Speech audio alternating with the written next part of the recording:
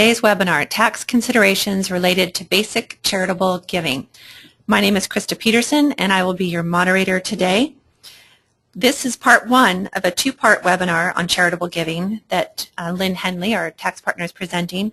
Part two will explore some of the more complex techniques used by charitable organizations to support their programs.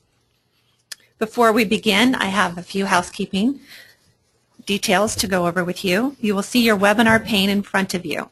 Please note that the orange arrow will allow you to minimize or maximize the pane. So if it is minimized, simply click on the orange arrow to bring it back. Feel free to submit any questions that you have for our presenter throughout the duration of the webinar, and Lynn will handle the questions at the end of the webinar as time permits. Next, let's talk about your audio settings. If you are listening over a computer, click on Use Mic and Speakers. You can see that circled in red.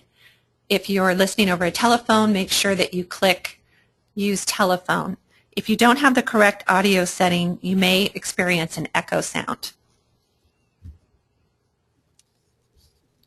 To qualify for California CE, and most of you have indicated that you would like CE credit for this webinar, you must use a personal computer, no PDAs, and log in with your own information and unique URL that was emailed to you when we confirmed your registration.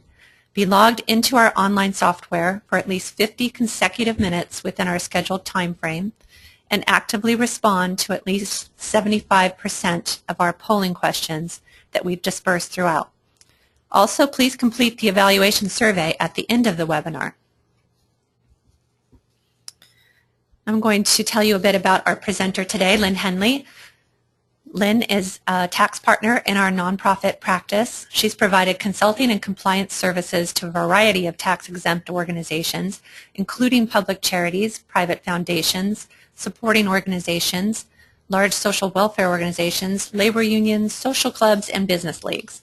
She has a master's degree in taxation from San Francisco State University and undergrad degree from UC Berkeley. She's also an adjunct professor at Golden Gate University and a member of AICPA and the California Society of Certified Public Accountants, where she sits on the San Francisco chapter board. Lynn also serves as a member of the AICPA task force on the Form 990 checklists and organizers. And now Lynn will go through our learning objectives for today. Thank you, Krista, and thank you all for being here this morning. After today's webinar, you will be able to determine the cost of a basic charitable contribution, to identify some of the tax considerations related to a particular charitable gift, to contrast the differences, if any, with regard to the tax treatment that results from a contribution to a public charity versus a contribution to a private foundation, and to comply with the substantiation and disclosure rules associated with basic charitable gifts.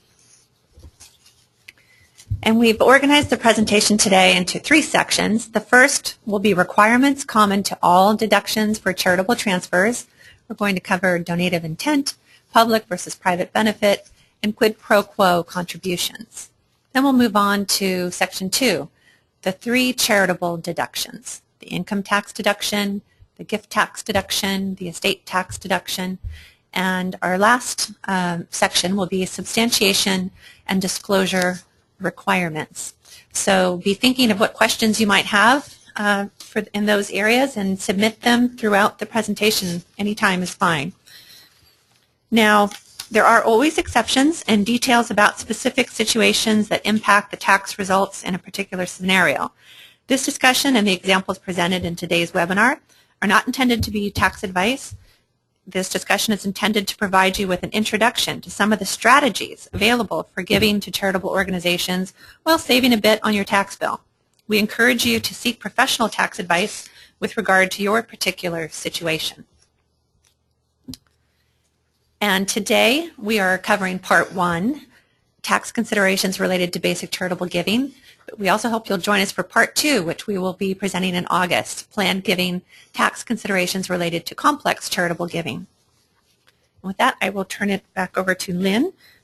Thanks again, Krista. As Krista mentioned, today's webinar is part one of a two-part series. We're going to begin with the basics, but we will ramp up quickly. So if you're familiar with these basic concepts, stay with us. There might be a nugget or two in here that is new to you, and then today's webinar will provide a solid foundation for our discussion about the more